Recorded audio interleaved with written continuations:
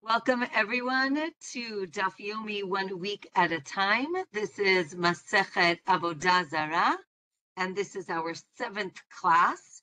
And we are going to be reviewing Daf 43 through 49. We're in the middle of discussing utensils that have different images on them. And we had discussed that certain images are seen as idolatry, whereas certain other images aren't. So if there's last week we talked about a sun or a moon or a dragon. So now the Gemara describes actually at the top of 43 what a dragon looks like. It has wings, so it has a whole description, so you know what a dragon is. And there's a story of Rabbi Elazar HaKapar that found a ring with a dragon on it. So what he did was, and we'll learn more about this today, that you can have a non-Jew nullify the idol, right? It's called bitul. He nullifies the idol, and then you can use it. As long as it was nullified, it's not seen as an idol anymore, and then a Jew can get benefit from it. Now the Gemara says, well, speaking of sun and moon, if you remember, we actually learned in Masechet Rosh Hashanah, I think even in Sanhedrin as well, that Rabban Gamliel used to have images of the moon in his office. And when the witnesses would come to give testimony about the new moon, about Rosh Chodesh, he would show them pictures of the moon and say, did it look like this? Did it look like this? So now the Gemara asks, wait a minute. If you're saying that you can't have images of the moon, how could Rabban Gamliel have images of the moon? So the Gemara says that actually, right? The verse that says that it's forbidden is if you. So first of all, the verse says that you can't have your house look like the Beit HaMikdash, like the temple, or have utensils look like the temple. So the Gemara talks about the menorah, right? The candelabra that was in the temple actually had 7, what's the word? Arms, 7 branches, right? It had 7 branches. So you're not allowed to have a 7-branched menorah in your house, but you can have 5 or 6 or 8. So now, since we're talking about images of the Beit HaMikdash, the Gemara continues and says you're not allowed to make a form with the 4 images that were on the throne of God, what's called the Kiseh HaKavod. Right? We have in the Navi a description of what this throne looked like, and it had the image of, it had 4 sides, each leg had 4 sides, and it had a person, a lion, an ox, and an eagle. So here the Gemara says that maybe those are the images you're not allowed to make, but maybe a moon is okay. And the Gemara says, no, it also includes the sun, the moon, and the stars, which you're not allowed to have images. So the Gemara says that actually the images that Rabban Gamliel had were actually made by someone else, and therefore it was okay, meaning he didn't make them. Right? You can use it, but you can't make it. Then the Gemara talks about a signet ring. Right? In the days of the Gemara, right, people would have a ring that had an image on it, and then you used it to, you pushed it into wax to make an image. So the Gemara explains that if the image on the ring is elevated, so then it looks like idolatry because it's an image that's like on your ring. And you cannot wear that ring, but you can stamp into the wax, because if you stamp it into the wax, it's going to be an indentation, and an indentation isn't problematic. The Gemara says the opposite. If the ring was indented, right, meaning the image is carved into the ring, then the ring is permissible, but when you stamp it into the wax, that's problematic because now the wax is going to have an impression that, is elevated, and therefore it's similar to idolatry. Again, we're concerned that people are going to think that this is idolatry. Another explanation that the Gemara gives for Rabban Gamliel is that actually the moon images were in pieces. And because it was in pieces, then it was okay. It wasn't a solid image, right? When you make an idol, it's generally a solid item.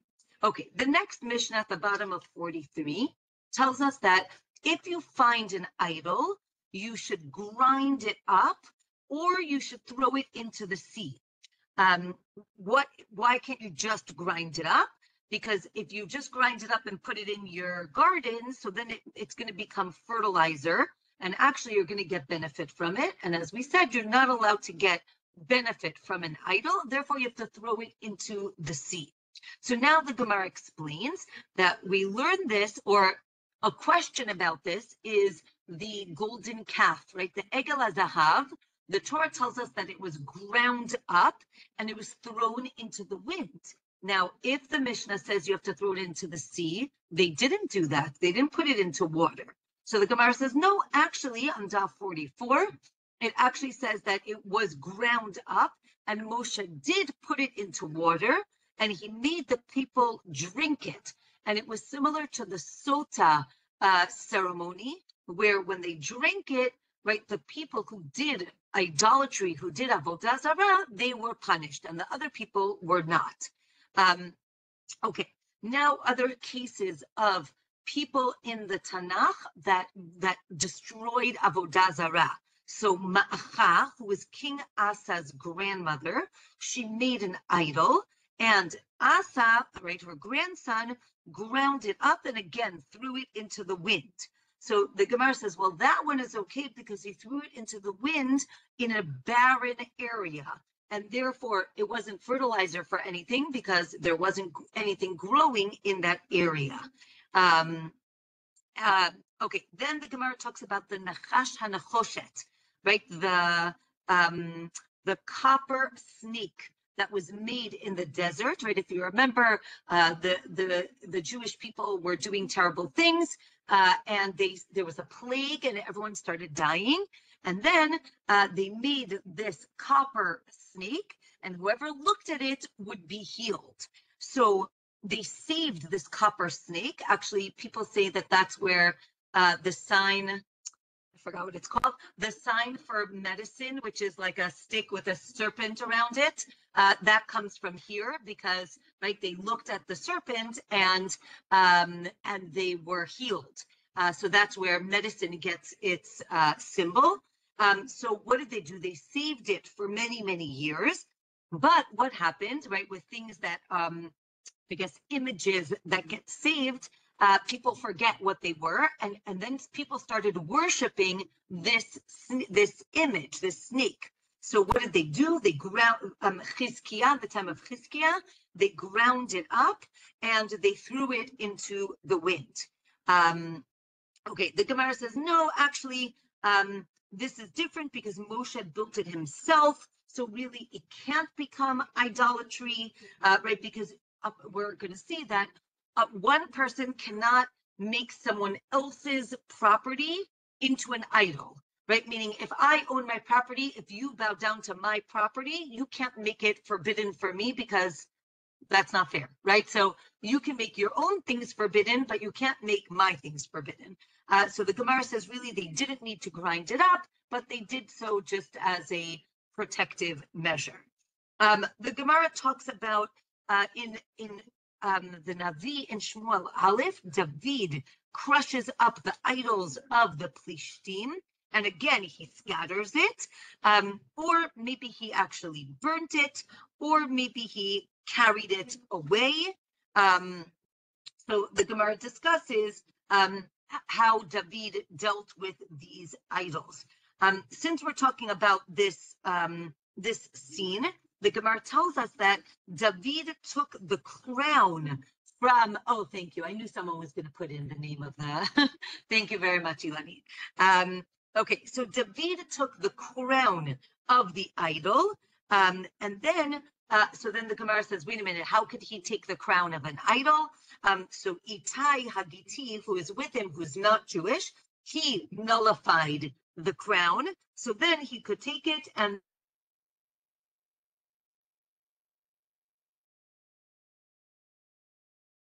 which is about 60 pounds, and it fit exactly on his head, and it wasn't too heavy for him.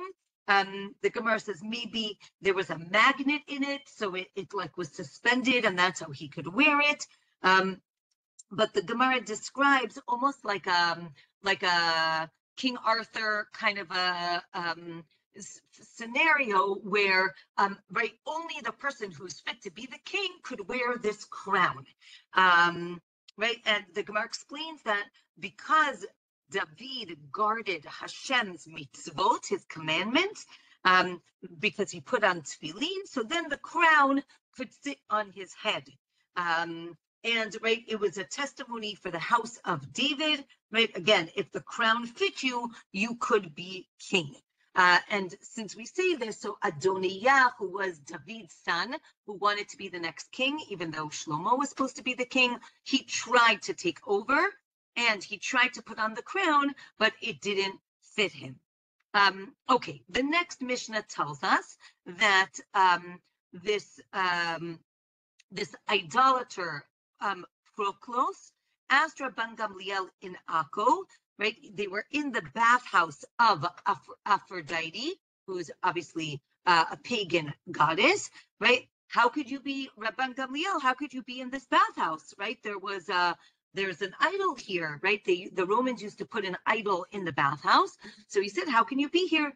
So Rabban Gamliel says, I'll explain it to you when we leave, right? Because he doesn't want to talk Torah in the bathhouse. So when they left, he explains, he gives different explanations. One is that they put in the idol afterwards, and because the bathhouse was there first, it was okay that he could be there. Another was that the bathhouse isn't serving the idol. The idol was just put in the bathhouse, so he could still go to the idol, to the bathhouse. And the last reason is that the idol was right by the bathroom, and therefore, since people were, and therefore, since because they were using the bathroom in front of the idol, it's like degrading to the idol, and therefore he could be in that temple. So now the Gemara explains, right, as we said, you're not allowed to talk Torah in the bathhouse, right? This is where we get the idea. I mean, it's also in Masechet Brachot that you shouldn't talk Torah when you're in the bathroom. So these are, right, not appropriate places. And the Gemara says, well, maybe it wasn't the most honest answer, or maybe it was, right? And the Gemara talks about that you can't sanctify something for an idol, right? Right, again, if they put the idol in the bathhouse, it doesn't make the bathhouse forbidden. Again, the bathhouse isn't there to serve the idol. Okay, Daf 45, the Mishnah tells us that a non-Jew who serves a mountain or a hill, you are permitted to use the mountain or the hill, right? We're going to see, because it's what's called mechubar lakarka. It's attached to the ground. Because it's attached to the ground, it cannot become forbidden. However, anything on the mountain will become forbidden for benefit, right? If they put gold or silver, that becomes forbidden. They can't make the mountain into a god, again, and therefore it cannot become forbidden for benefit. However, an Asherah tree, which we're going to see later, an Asherah tree is a tree that was worshipped. So then that can become forbidden, right? And the reason is because a person plants a tree. Because the person is involved in the creation of this tree, I don't want to use the word it's man-made, but man was involved with it, and therefore it can become forbidden. It can become an idol. But a mountain, right? We did not create mountains, therefore they cannot become forbidden. And the Gemara says that if you find a very high mountain or a nice tree, there must be an idol somewhere near there, right? And this was the Gemara is explaining that when the Jews came into Israel, how would they know what was worshipped and what wasn't? So the Gemara says anything that's like extraordinary must have been worshipped. Another explanation is look under that, or right at the top of the mountain or under that tree, there probably will be an idol under there. So now the Gemara explains that there's a machloket about the covering of a mountain. Let's say they put something on the mountain. Is it considered part of the mountain and therefore you could get benefit from it or not? And you can't get benefit from it, right? And then Gemara says, no, everybody agrees that the cover of the mountain, right, whatever is added to the mountain, so then it is, that covering is forbidden. But the machloket is about a tree that was planted without the intent of being worshipped. And then the question is, when it is worshipped, is that considered attached to the ground and therefore permitted for benefit or forbidden from having any benefit? So now we see that if a tree was planted for the purpose of idolatry, so then it has to actually be uprooted and burnt. If you do not have any intent when it was planted, and then later on they worshipped it, so then you need to cut down the tree. But it seems that you might be able to benefit from the trunk, right, or the stump, right, whatever's left over, you could have benefit from. Okay, now we see that when the Jews came into Israel, so they needed to cut down all the trees that were worshipped before they conquered the area.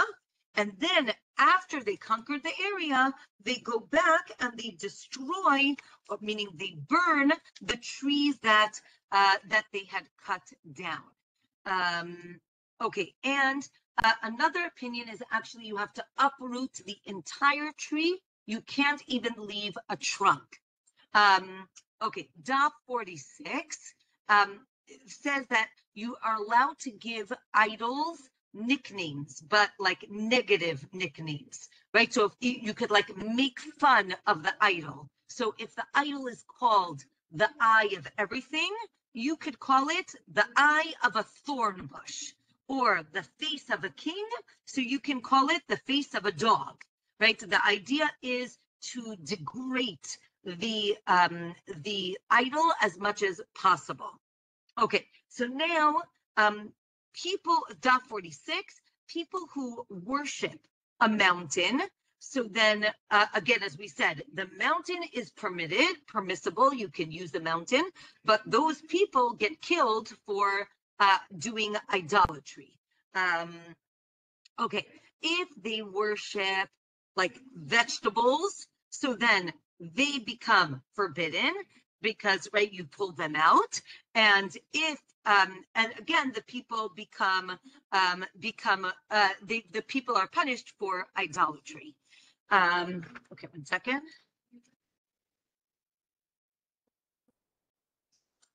Okay, I hope you can hear me. Do you hear music in the background? Okay, I hope you don't hear. Okay, great. It's just very, very loud. Okay, all right. Now the Gemara asks, okay, great. The Gemara asks, rocks. Remember we said the mountain is permissible. What about rocks that were on the mountain and they get dislodged, and then those rocks are worshipped?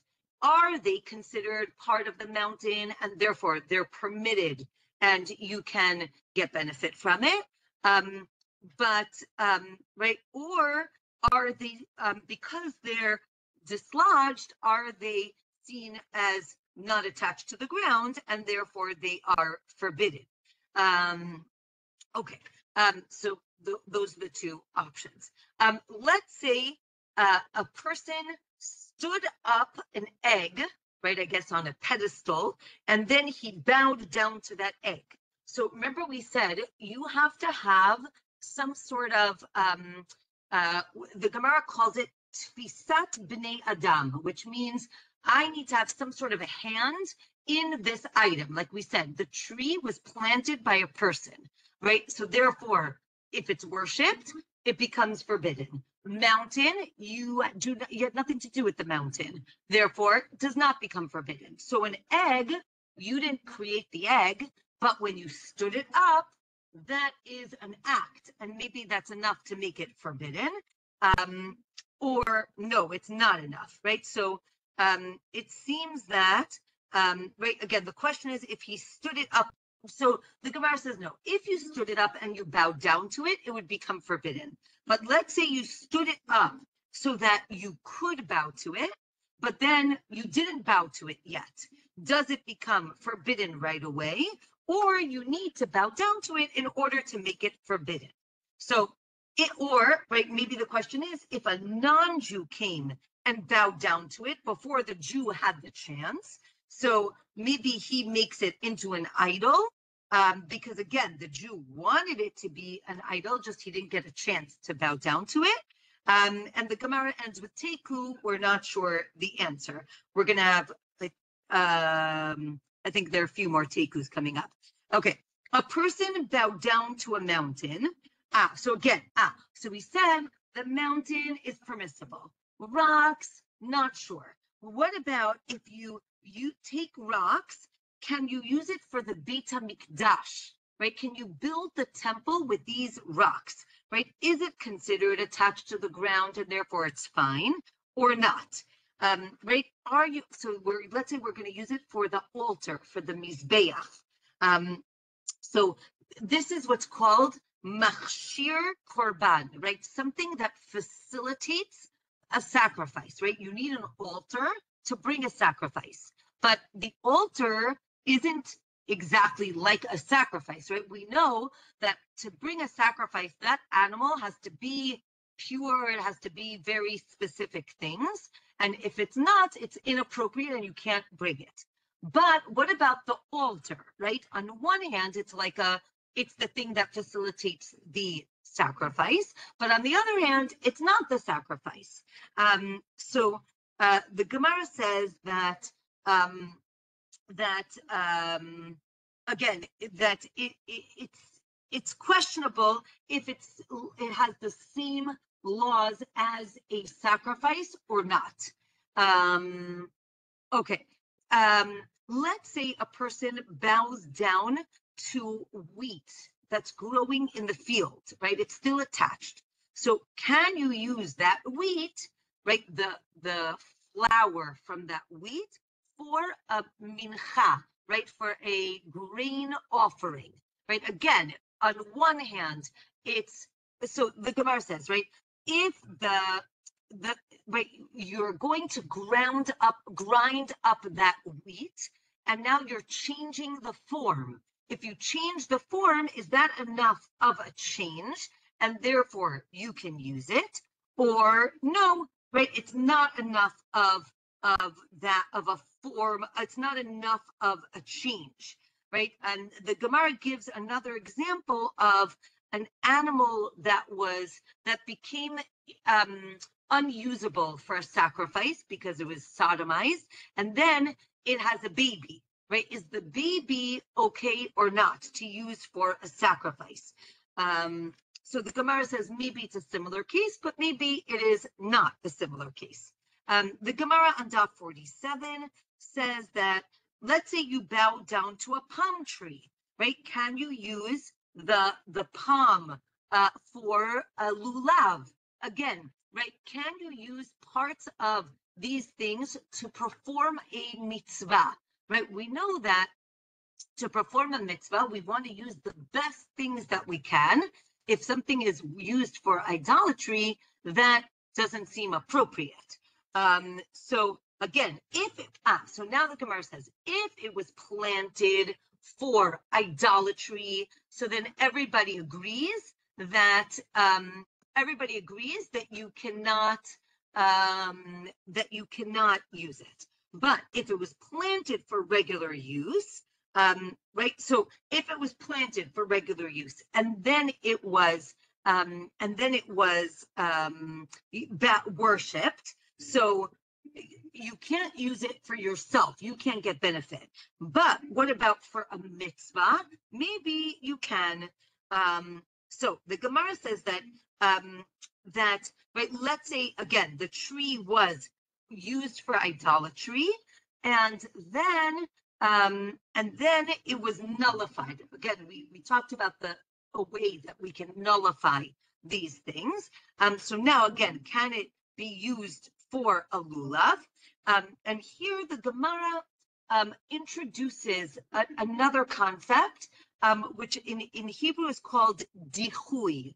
Dichui in Hebrew, lidchot, means to push away. And here the concept is that if something is pushed away, meaning at a certain point you can't use it, but now you can use it. Can I use it now, right? Meaning, and we'll see this in two Masechtot when we get to Masechet Zvachim, when we talk about sacrifices. So an animal that if at any point becomes forbidden for use as a sacrifice, even if it becomes permitted afterwards, we say that's it. Once it becomes like pushed away for a sacrifice, even if it's mutar, even if you do something and now it's okay, you can't use it. So for a sacrifice, the concept of dichui exists. The question is, does it exist for the concept of a mitzvah, right? So we had a tree that was totally fine. Then it was worshipped. So now that lulav, right, can't be used because it's an idol. Now, let's say it became nullified.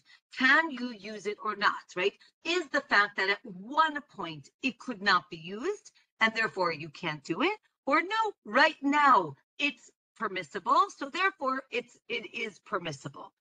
So that's the question. So the Gemara again ends with teku. Let's say again, another case, a person bows down to a sheep. Can you use the wool of the sheep for tchelet? So then the Gemara asks, what do you mean tchelet? Tchelet for the Kohen's clothing? Are we talking about making tzitzit? Right? What exactly are we talking about? So the Gemara says, no, that we already discussed. We actually discussed it last week. What about using the horn of the animal for a trumpet, or the thigh bone as a flute, right? Or the insides of the animal for the string of the harp? And all of these things are going to be making instruments that were used in the temple, right? And this is actually, these are good sugiot, these are good topics because it brings us into not the next Masechet, but the one afterwards, where we're going to talk a lot about the Beit HaMikdash, about the temple. Now, so in case you didn't know, when a sacrifice was being brought in the temple, in the Beit HaMikdash, the Levi'im would sing songs of praise, generally Tehillim, and they would also play musical instruments to accompany the songs. And we're going to see in Masechet Zvachim that there's a machloket. What is the main, right, the ikar, the main part of the song, right? And this is actually very appropriate. I mean, we just finished the 3 weeks. There's a machloket. Is it that the main part is the singing and the music is just accompanying it? Or no, the music is important as well, right? Everyone agrees you have to sing, but the question is it are the musical instruments an intrinsic part of the song, or are they just an accompaniment? So that's the question, and therefore we're going to ask, right? Can I make these musical instruments out of something that was worshipped? Again, if it's an intrinsic part of the service, then the answer would be no. If it's just an accompaniment, so maybe the answer would be yes. Okay, what about if someone bows down to a spring, right? A water, right? Where water is coming out of the ground. can you use the water to be what's called, right, what's nisuch hamayim, right? On Sukkot, there we actually learned it in Masachet Sukkah. There was a ceremony where they would take water and they would pour it on the altar, on the mizbeach. So the question is, can I take the water from a spring that somebody bowed down to? So now the Gemara says, wait a minute. Right? What's going on, right? If it's water that is owned by the public, so then it cannot be made forbidden, right? As we said before, you can only forbid something that is yours. You cannot forbid something that is public. Another thing is that when you bow down to the spring, the water that you bow down to, generally a spring is flowing water, so that water isn't there afterwards, and maybe that would be okay. All right, all of those were teku, in case you didn't catch that there was no answer to any of those questions. Okay. Oh, I knew Ilani was going to say something about music. Okay, we'll talk more about it at the end. Okay, so now the next Mishnah. Let's say a Jew owned a house and it was right next door, right? It was like attached to a house that was worshipped, meaning it's not a temple, it's not a house that was a temple that had an idol inside. Actually, the building was worshipped. And then let's say the whole building fell down. So the Jew is not allowed to rebuild his house because the edge, right, his wall, you're actually building the wall for this idolatry. So what should you do? You should move your house, your wall, basically, 4 amot into your property, and then build your wall, right? So in Israel, we have, right, what's called a du mishpachti, right, a semi-attached house, right? So what should you do if it falls down? You make it into 2, right, detached, right, standalone houses. The Gemara says, wait a minute, you just gave 4 amot to your neighbor, to the idolater. So the Gemara says, don't worry, you can, oh, well, we'll talk about what we're going to do in a minute. Let's finish the Mishnah. If the wall was actually shared by the idolater and the Jew, so then you only have to go, right, half of that area into your own property. Stones and trees and dirt from that wall, right? I guess trees being wood of that wall, that was idolatry. So they actually give impurity of either sheret, which is a lower level impurity, or of a nida, which is a little bit of a higher level of impurity. So now the Gemara explains, again, if you make that space, wait a minute, you're giving extra space to the idolaters. The Gemara says, don't worry, you should make it into a bathroom. Right? You should have a bathroom in between the 2 houses, and therefore you're not giving him any space, and therefore they will not benefit from it. Okay, we're now going to do 3 mishnayot, 3 mishnas that are going to be almost identical in their format, and it's going to be talking about different idolatry. So the Gemara says that the Mishnah says that there are 3 levels of houses that were worshipped, right? So a house that's built as idolatry, right? Again, not as a house of idolatry, but the actual house was worshipped. You have that the whole house is forbidden, and a non-Jew has to actually break down the house in order to nullify that idolatry. Let's say you have a regular, now, so that was 1. 2, a regular house. You had a regular house, a person built a regular house, but then a non-Jew came and decorated it for idolatry. So the non-Jew has to remove whatever decorations he did, and then that's enough, and then the house is fine. A 3rd level is a regular house, and the non-Jew, right, slept over, put his idol on his bedside table, and then he left the next day and took his idol with him. As long as he took the idol with him, that's it. You don't have to do anything else to the house, right? So those are the 3 levels of, I guess the word would be like worship and how to mivatel, how to nullify that house. So the Gemara explains that if the house was built as an idol or to be worshipped, even if it wasn't worshipped yet, it's still forbidden. And if you again, if you bow down to a regular house, that also makes it forbidden. Right? It goes both ways. Okay, now the Mishnah is going to do the same thing for rocks, right? So if you chisel, right? If you what's hewn is backwards. If you, whatever the present word for hewn is, right? If you cut out a stone for idolatry, so then in order to mivatel, to nullify it, you actually have to smash that stone. So that's one.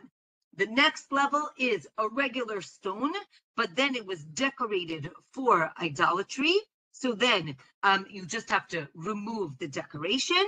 3, right? Again, you had a regular stone. Someone put an idol on the stone, right, as like a pedestal, and then they took it off. That's enough, and you don't have to do anything else.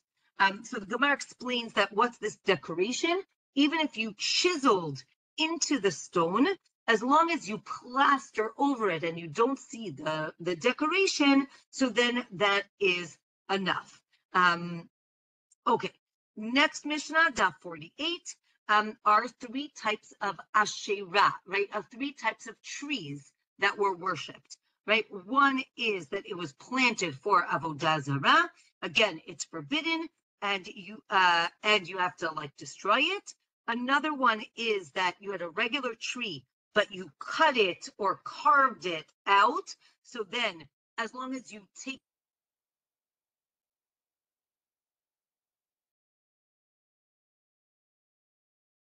idol away, then it is enough.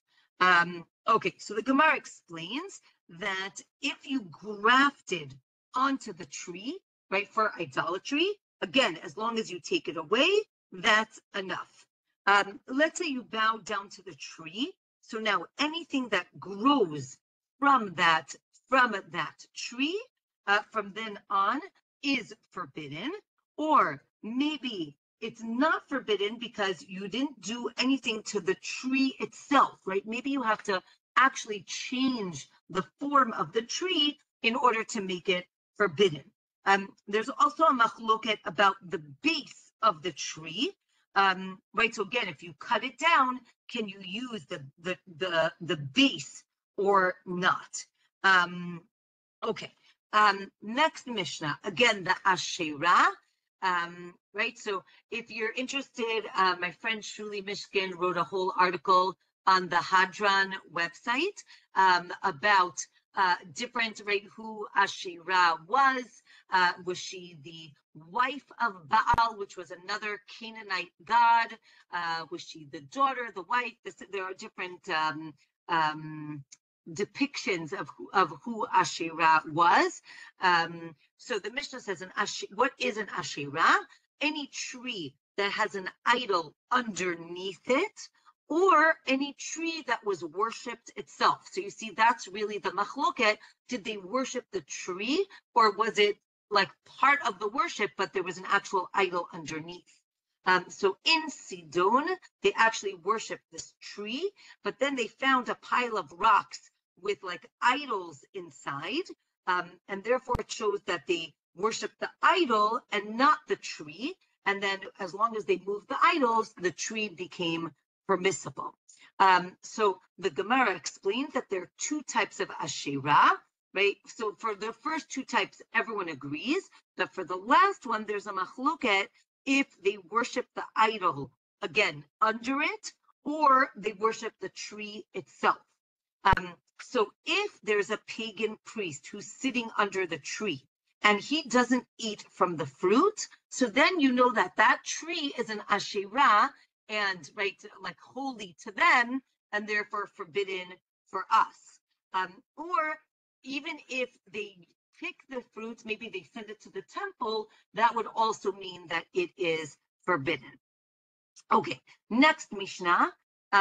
since we're talking about the Asherah tree, and we said you're not allowed to get any benefit from it, so you're not allowed to sit in the shade of an Asherah tree because that would be getting benefit. But if you did, you'd still be considered tahor, you'd be pure. Now, if you pass under the tree, so you're also not allowed to pass, like walk under these trees. But if you do, you become tameh, you become impure. But if it's in the public domain, you remain pure. So now the Gemara explains, right? If you think about the shadow of a tree, there's like the direct shadow, right, which is like under the tree for most of the day, right? Yes, it shifts, but under the tree, right? That's the shade that we're talking about. But then there's something called the shadow of the shadow, right? Which is like at sunrise and at sunset, where the shadow is really like elongated, right? You don't even have to necessarily be near the tree, and you could still be in the shade of the tree. So the Gemara says that that might be permissible, like to stand under that shadow, right, that shade, but under the tree is not okay. And then again, the Gemara discusses why would you be impure? Because we assume there must be something under this tree, right? An idol or something like that, or some sort of dead animal because there was worship. So we assume that there's something impure under this tree, and therefore if you go under the tree, you would become impure. But if you pass under it in the public domain, so if there's no other way to get to where you need to go, you would still stay pure. But if there is another way to go and you decide to go that way, again, if b'di'evet, meaning if you did it by accident or you didn't mean to, or there's, you did it, so then you would still be pure. But if you did it on purpose, so then probably it would not be okay. Okay, Rav Sheshet, who was blind, so he had someone who was walking with him, and he says, right, make sure that I run when we get to that tree over there, because, right, maybe there was no way around it, and he had to go that way. Or, right, he wanted to be stringent on himself, and he didn't want to walk under that tree, and therefore he ran. Okay, next Mishnah. You are allowed to plant vegetables under an Asherah in the winter because, right, it's going to block the sunlight, which is actually not good for your plants in the winter, right, when it's cold. And because you're not getting any benefit from the tree, it is okay. But you cannot do it in the summer because in the summer, it's actually protecting the vegetables. And that means you're getting benefit from idolatry, and that would be forbidden. And lettuce, you're not allowed to plant in the winter or in the summer under the Asherah because it would be getting benefit either way.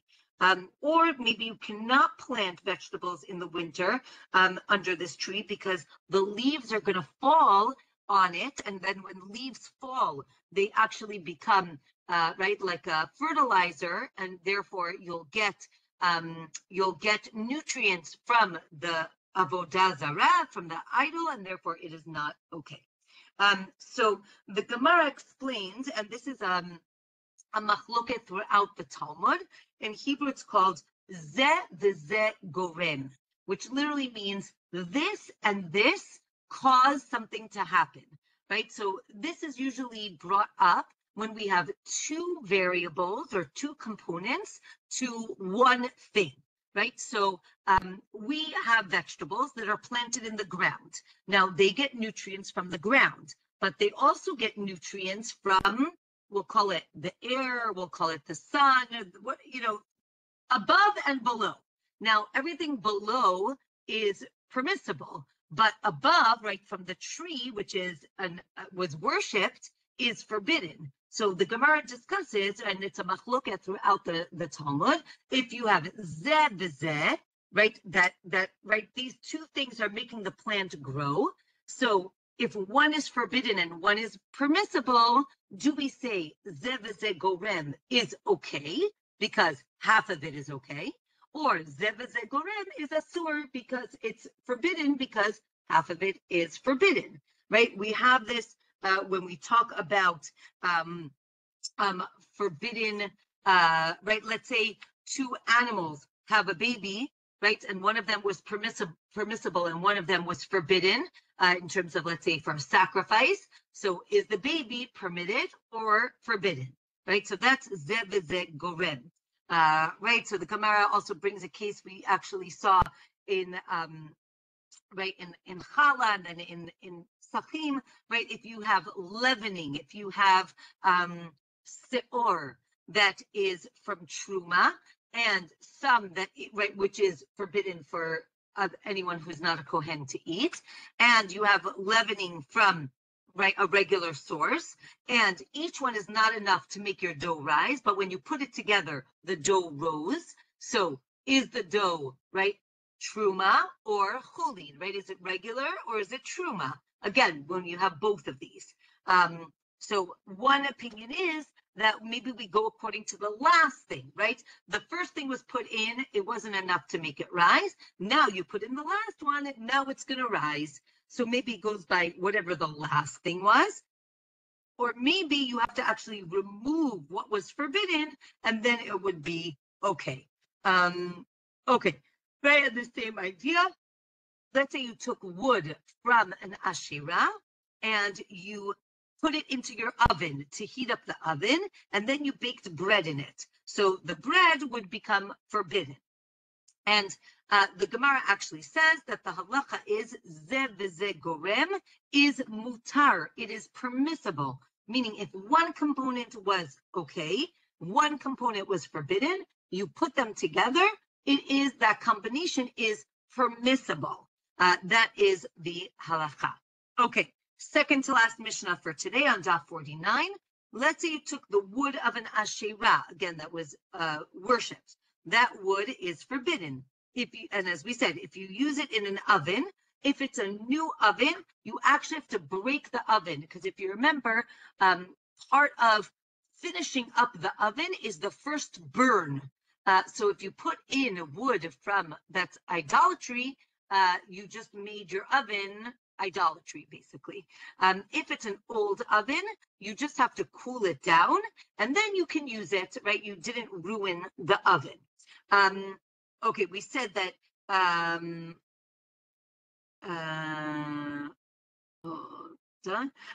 the bread that is in that oven, right? If you made bread in that oven, so then it's forbidden, right? If there was wood, fire from Avodah Zarah.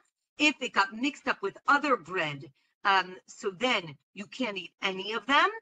And, or maybe you take the value of the forbidden bread, you put it into the Dead Sea, and then all the bread is okay.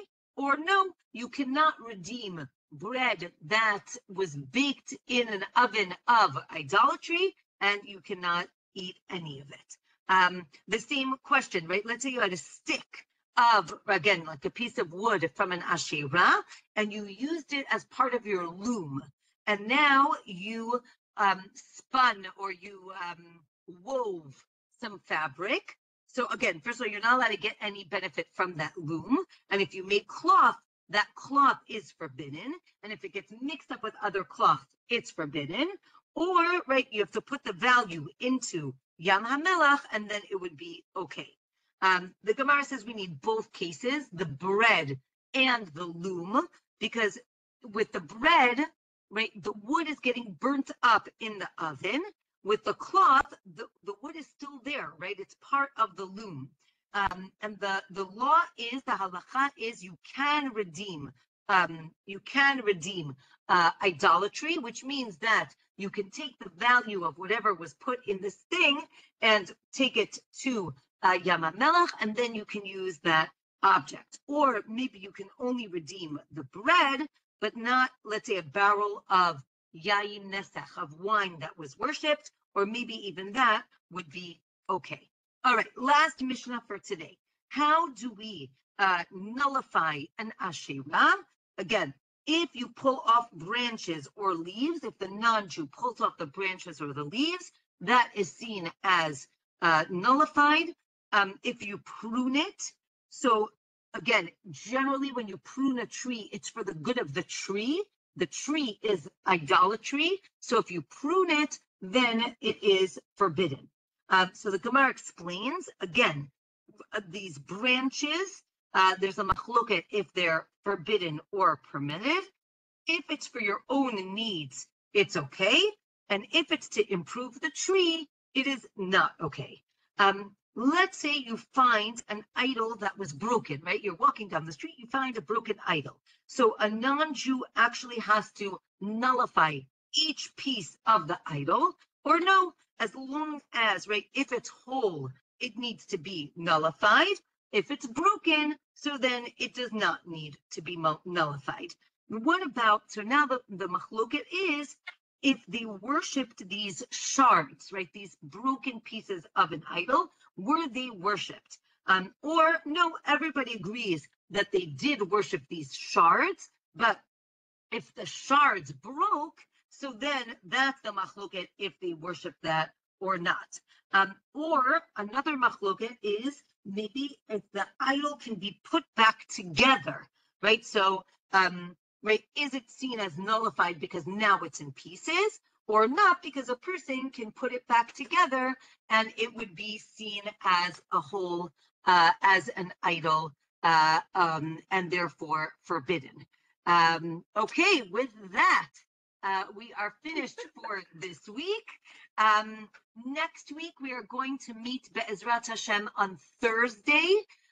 So hopefully that will work for most of you. If not, it will be recorded, and then we will meet back here the week after that, back to Wednesday.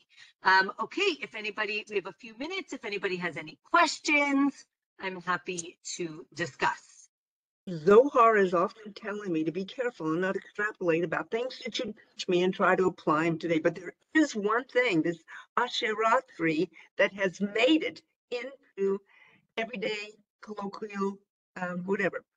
Now, I know what most of them are thinking when they knock on wood, but the origin of that was to wake up the gods in the Asherah tree. Ah, not the cross?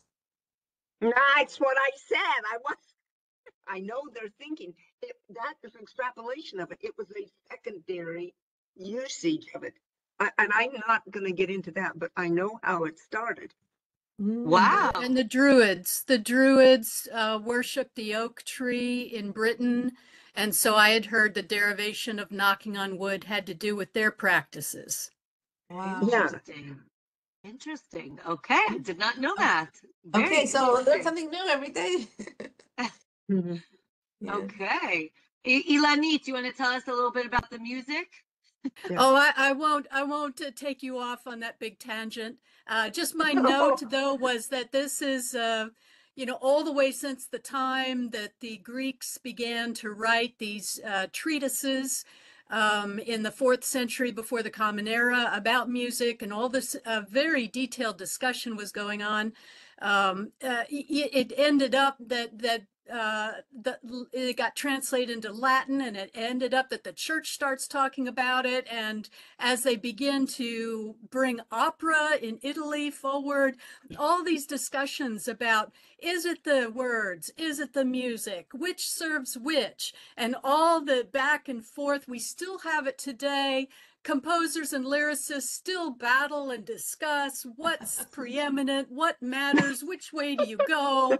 And so that's why we still even have the American Society of Composers, Authors, and Publishers. The author is the lyricist, the composer is the music. And we still just work together because this has never been resolved. But it's a very sacred topic because it does spring off into this idea where it got, even the church got involved because they're very concerned about the use of instruments and all of that. So there's that. Everyone knows that Ilanit is a professor of music. There we go. We did not know that. A doctor of musical arts in composition, and I did teach music appreciation. Wow. I do have a question. off that topic, Rabbinit, let's see, to the, a couple of different things. The Asherah, back to the Asherah, of course, so much to discuss. We don't have time now to do the class all over again. Just to say, it is a big topic. I really appreciate what you brought forward today on that. And that I had also heard there's a lot of confusion about totem poles, carved poles being the Asherah, and some still hold by that, but I don't believe that holds with what we've read, and that they discuss the use of the branches of a living Asherah tree, and when they trim them or when they don't. And it even talked about, I love to see, there was a date tree mentioned, and about whether they could use the branches for lulavim or whatever. So these were living trees. They had not been denuded of the branches and carved into totem poles like the American Indians. So I think I can understand where they were, going with that idea, but I don't think that was founded in the Talmud, correct? Correct. This is really the trees, mamash, the trees. As I said, my friend wrote an article about it on the Hadran website. So if you want to see that, it's a great article. She spoke about the trees. She also spoke about they did find idols, like fertility idols, and something that's an Asherah, because Baal was definitely an idol. So she talks about the idol, like a feminine fertility goddess, versus the actual tree. And exactly as you're describing, like tree, not totem pole, not bark. Beautiful. Yeah. And in terms of the nullifying the idol, lots of good stuff about that today. But it also brought to mind that, the nuance of where it goes so quickly over, well, just grab a non-Jew, but they mean idolater, and they do say that, to nullify the idol. And that being that we don't want to, of course, it doesn't come up today, maybe it does with crucifix or other things, but the idea being that you just don't grab any non-Jew walking down the street and say, hey, could you nullify this idol for me? Because you have to be the possessor or the owner of the idol, or at least be affiliated with the worship of that idol before you could nullify it, correct? Correct. As I said, and I try to start every class with, when I say the word non-Jew, I do not mean non-Jew, I mean idolater. And exactly as you said, the Gemara says that the idolater that nullifies the idol must be familiar with that idol, how it's worshipped, what it is. And therefore, they are the ones who can nullify it. Like a Buddhist with a Buddha idol. Exactly. They have to be familiar with that idol in order to nullify it. Or the assumption is idolater made the idol, idolater can nullify it. And we're going to discuss later on about a Jew nullifying and how that works. But generally, it's idolater makes it, right? You make it, you break it. So, Did you say that it was okay in an idolatrous sense to make fun of by changing the name, or to make fun of an idol? I actually heard that come from a kid who goes to a day school just before I went on vacation. He said, so-and-so, you do know that he flew in the sky and he was really stupid? And I go, oh, no. No, I don't use his name I won't use his name. I understood. But he was taught that in school. Interesting. Detrimental to his welfare. I think the idea is that, and I think we see this throughout this Masechet.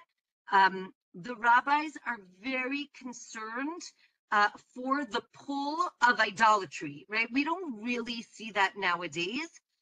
But you can definitely feel it in this Masechet that the rabbis wanted to create as much distance as they could between the Jews and the idolatrous behavior people.